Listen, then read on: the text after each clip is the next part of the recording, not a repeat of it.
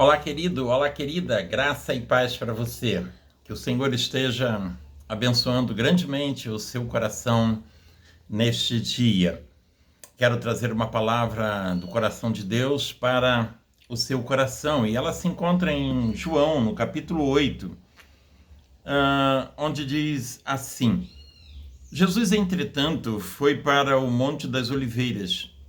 De madrugada voltou novamente para o templo e todo o povo ia ter com ele, e assentado os ensinava.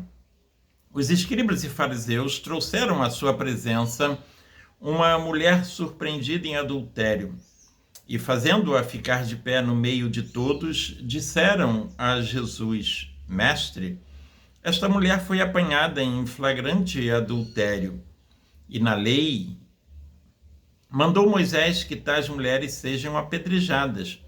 Tu, pois, que dizes?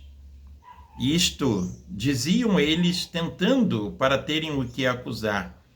Mas Jesus, inclinando-se, escrevia na terra com o dedo. Como insistissem na pergunta, Jesus levantou e lhes disse: Aquele dentre vós estiver sem pecado, seja o primeiro a atirar a pedra. E, tornando a inclinar-se, continuou a escrever no chão.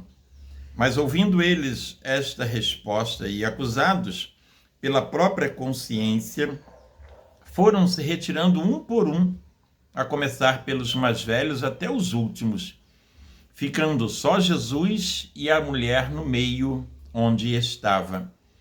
Erguendo-se Jesus e não vendo a ninguém mais, senão a mulher, perguntou-lhe: Mulher, onde estão aqueles teus acusadores? Ninguém te condenou? Respondeu ela: Ninguém, Senhor. Então lhe disse Jesus: Nem eu tampouco te condeno. Vai e não peques mais. Quero falar dentro deste texto sobre o tema a mulher perdoada. E essa mulher, ela vai receber um grande perdão de Jesus. Aliás, todo perdão de Jesus é grande e significativo. Interessante que João, quando ele começa a escrever esse texto, no versículo 1, ele logo diz assim: Jesus, entretanto, foi para o Monte das Oliveiras. E o que nos vem à mente é justamente a seguinte pergunta: por que Jesus voltou para o Monte das Oliveiras? No versículo, ou melhor, no capítulo de número 7, você vai estudar e você então vai perceber que Jesus, ele vai travar um sério discurso com os escribas, com os fariseus, e com aqueles que queriam matá-lo, com aqueles que queriam prendê-lo. E estava acontecendo ali em Jerusalém a festa dos tabernáculos. Pelo menos 3 grandes festas aconteciam em Jerusalém. E era justamente a festa da Páscoa, que teve início com a saída do povo do cativeiro egípcio, e quando aquele povo coloca nos umbrais das portas o sangue do cordeiro, para que o anjo da morte não passasse em suas casas, existia também a festa das primícias, ou a festa das colheitas, e por último, então, existia a grande festa, que era a festa dos tabernáculos. E essa festa dos tabernáculos, também chamada festa das tendas, ela simbolizava justamente quando o povo, durante 40 anos, esteve no deserto até a entrada em Canaã, e esse povo, então, conviveu ou viveu ali em tabernáculos. E essas festas, anualmente, elas aconteciam, e o povo de Israel revivia, relembrava e realizava essas grandes festas. E no capítulo 7, nós vamos encontrar, então, Jesus na festa dos tabernáculos. E quando Jesus está na festa dos tabernáculos, Jesus está fazendo o quê? Ensinando a respeito do reino dos céus, ensinando a respeito das coisas de Deus. Olha o capítulo 7, versículo 14, diz assim: corria já em meio à festa, e Jesus subiu ao templo e ensinava. Então os judeus se maravilhavam e diziam: como sabe este letras sem ter estudado? Respondeu-lhe Jesus: o meu ensino não é meu, e sim aquele que me enviou. Então Jesus ensinava a respeito das coisas de Deus, a respeito das coisas celestiais, trazendo uma nova mensagem, uma mensagem dos céus para o coração dos judeus. E Jesus ensinava completamente diferente dos sacerdotes, porque os sacerdotes ensinavam a respeito das coisas ou da lei de Moisés, mas segundo as suas interpretações. Tanto é que os sacerdotes vão enviar guardas para que estes pudessem prender a Jesus. No versículo de número 32, assim está escrito: os fariseus, ouvindo a multidão murmurar estas coisas a respeito dele, juntamente com os principais sacerdotes, enviaram guardas para o prenderem. Interessante que havia uma obsessão pelos sacerdotes, pelos fariseus, pelos saduceus, em prenderem a Jesus, em matarem a Jesus. E Jesus, então, por causa desta discussão e por causa desta perseguição, Jesus, então, ele vai se retirar e ele vai para o Monte das Oliveiras. Mas já no dia seguinte, no versículo 2 do capítulo 8, a gente lê assim: de madrugada voltou novamente para o templo, e todo o povo ia ter com ele, e assentado os ensinava. Jesus não tinha medo dos sacerdotes, dos fariseus, dos saduceus. Jesus não tinha medo da morte, muito pelo contrário. Aquilo que Jesus se propôs a fazer, aquilo que Jesus veio fazer, ele fazia. E ele fazia com entendimento, com sabedoria, com perfeição. E já no dia seguinte, pela madrugada, no 8º dia, porque a festa ela acabou exatamente no 7º dia, duravam 7 dias. Jesus então ele volta para o templo para que possa ensinar os judeus, ou ensinar o povo a respeito das coisas celestiais. E aqui vai nos dizer que Jesus, assentado, ele ensinava a respeito das coisas de Deus. Quando o texto nos diz que Jesus estava assentado, nos mostra claramente que ele realmente era um rabino, que ele era um mestre. Porque os mestres de Israel, eles ensinavam não em pé, não de pé, mas sim assentados. E aqui Jesus está como um rabi, como um mestre, ensinando o povo judeu. O que vai acontecer? No versículo 3, os escribas e os fariseus, então, eles trouxeram à sua presença, à presença de Jesus, uma mulher surpreendida em adultério. E fazendo-a ficar no meio de todos, disseram a Jesus: Mestre, esta mulher foi apanhada em flagrante adultério, e na lei de Moisés manda que devemos apedrejá-la. Tais mulheres merecem morrer. Tu, pois, o que dizes? E no versículo 6 vai dizer: isto diziam eles, tentando para terem o que o acusar. Mas Jesus, inclinando-se, escrevia na terra com o dedo.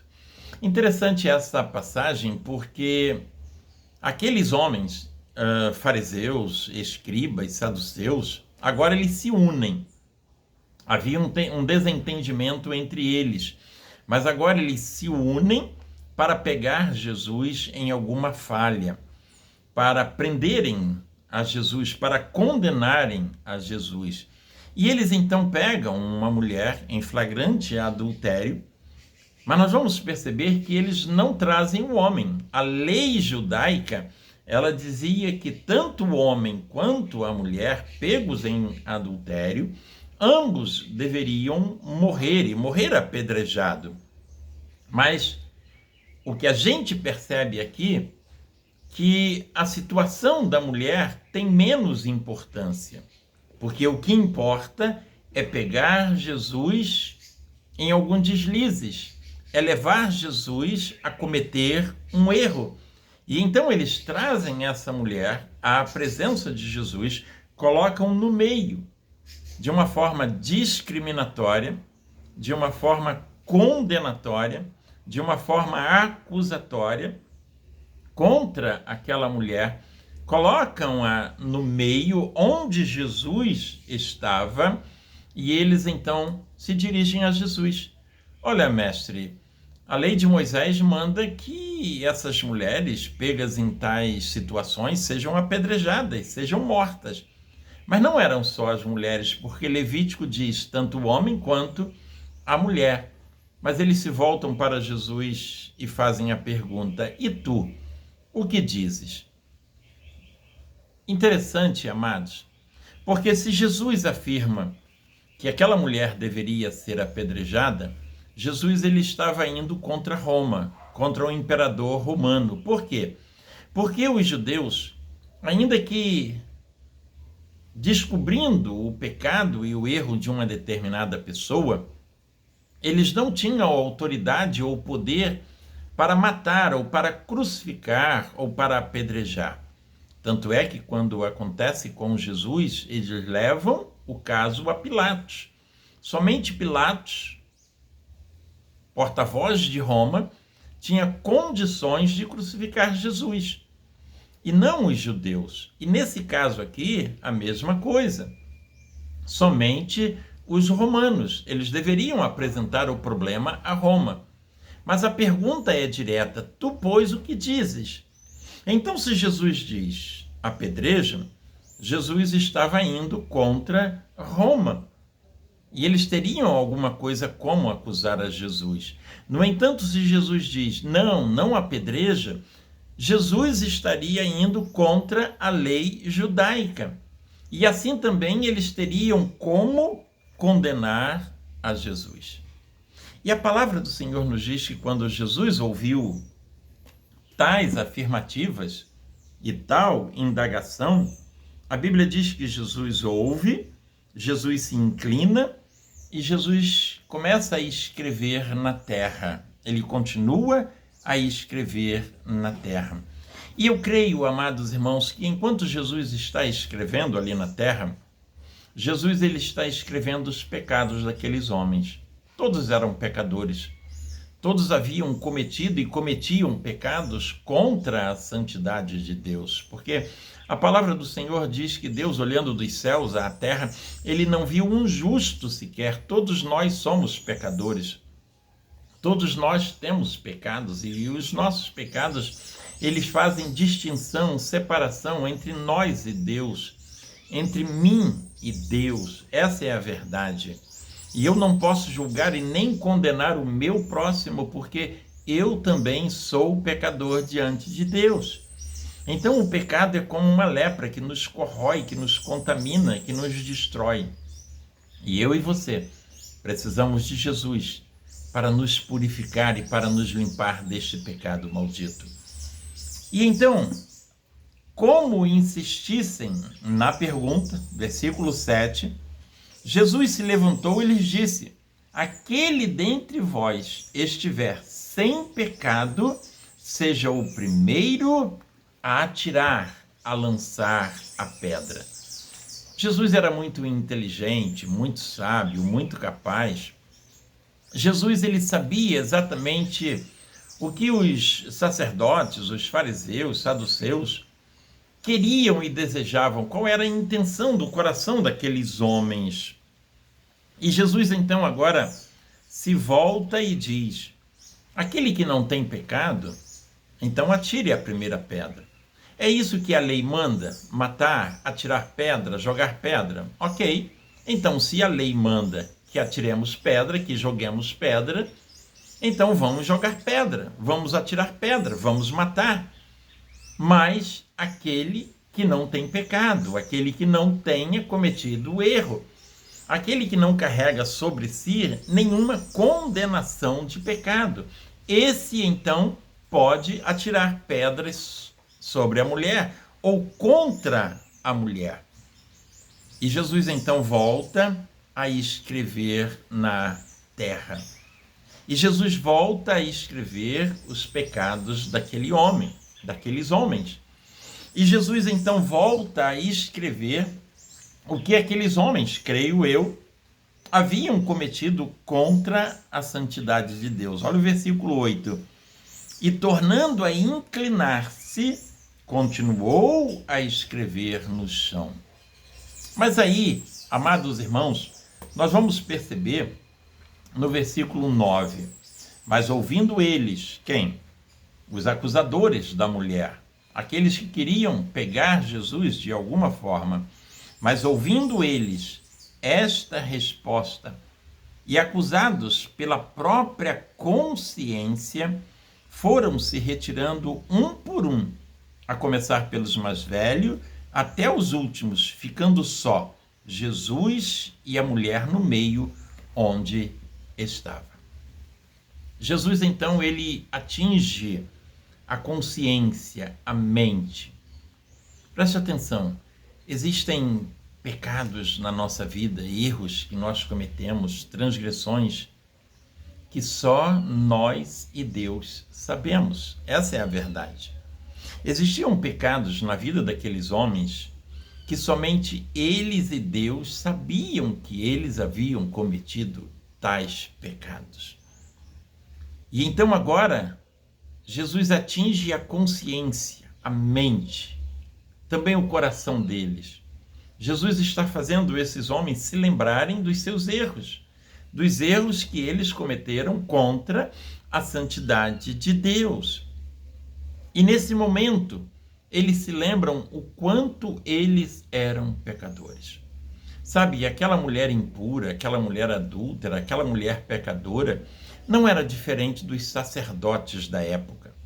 Não era diferente dos levitas, não era diferente dos fariseus e dos saduceus e de qualquer judeu que estava ali com uma pedra na mão. Aquela mulher não era ou não é diferente de qualquer um de nós. Nós carregamos a marca do pecado e o pecado, ele nos separa de Deus, ele nos distancia de Deus. O pecado, ele faz separação entre o homem e Deus. E por isso eu e você, nós precisamos de Jesus, o único santo, o único puro, o único perfeito, que pode nos limpar de todas as nossas transgressões. Interessante que João vai nos dizer que depois que eles ouviram essa palavra de Jesus, aquele que não tem pecado atira a primeira pedra, foi saindo um por um, a começar pelos mais velhos. Ora, se os mais velhos, entendedores das coisas, compreendedores das coisas, homens sábios e inteligentes, saíram porque se lembraram dos seus erros e dos seus pecados, o que poderíamos dizer dos mais novos? Eles também saem e todos se vão, a começar dos mais velhos até o mais novo. E agora então, Jesus, ele se volta para aquela mulher, erguendo-se Jesus e não vendo a ninguém mais, além da mulher, perguntou-lhe: mulher, onde estão aqueles teus acusadores? Ninguém te condenou? Olha que coisa interessante. Agora há pouco, agorinha mesmo, esta mulher estava sendo condenada, estava sendo atacada, estava sendo blasfemada. Seu pecado estava sendo exposto, ela estava sendo ridicularizada, ela estava sendo oprimida por homens pecadores e impuros.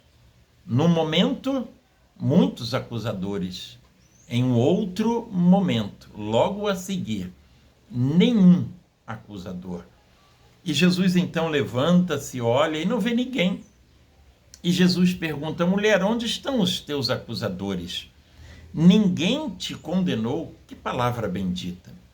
Como é bom nós termos a certeza, nós termos a alegria e a felicidade que não somos condenados por ninguém. Sabe, hoje nos nossos dias existem muitos deuses, deusinhos, com D minúsculo, querendo condenar A, querendo condenar B, querendo condenar C, jogando sobre os ombros dos outros um jugo tão pesado, uma carga tão pesada, se colocando diante dos outros como puros, como perfeitos, como seres incontamináveis, quando na verdade estão cheios de pecados. Sabe, queridos, Jesus está dizendo: ninguém é ninguém. E Jesus diz: ninguém te acusa? Cadê os seus acusadores? Ninguém te condena? Cadê aqueles que te condenavam? E a mulher se volta então para Jesus e diz: ninguém, Senhor. Eu fico imaginando o alívio na alma daquela mulher, a paz no coração daquela mulher.